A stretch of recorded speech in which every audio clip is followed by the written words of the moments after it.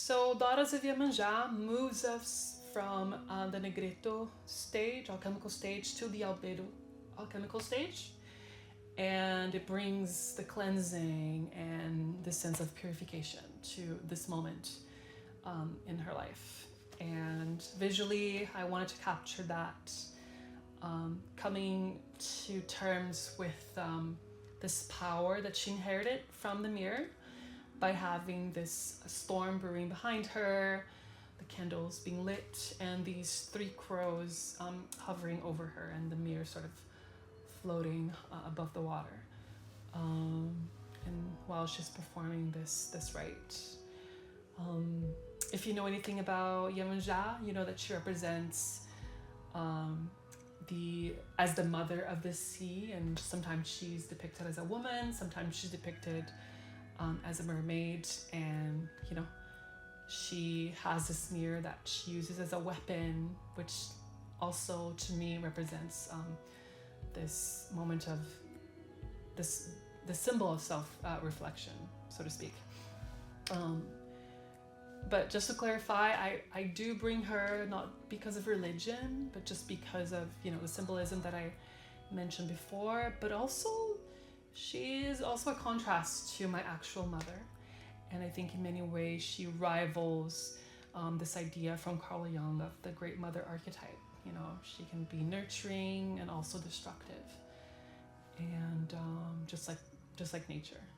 And I think one of the themes of my project is this conflict that the character has with integrating this different aspect of the mother archetype, into herself, and to try to understand her own relationship with nurturing and self-care.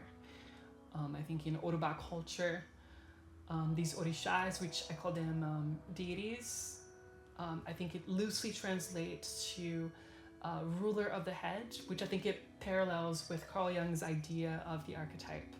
And I think that's really cool how those both they live in your head. I think it's really interesting parallel there that I like. The production itself is really simple.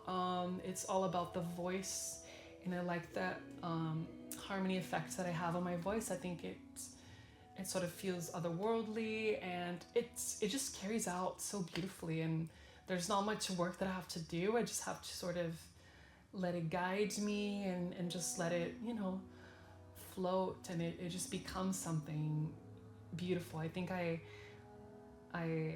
kept the first take that I did because I just felt that there was so much emotion. There's so much to it that I just wanted to leave it. I remember vividly how the song came out too. There was a sudden venue change on my music video for my album, and I just remember feeling very chaotic about it. And so I took the day off, I took some shrooms, and I went to the pool to do some breath holding exercises. And I just remember thinking, between all that chaotic energy that was happening in the music video, in my life too, that I just needed to find a way to untangle myself from the situation and write myself into this new venue. And that's what I did. At the end of the ceremony, I remember thanking Iemanjá, and that's where that line came from. She's good to all her daughters.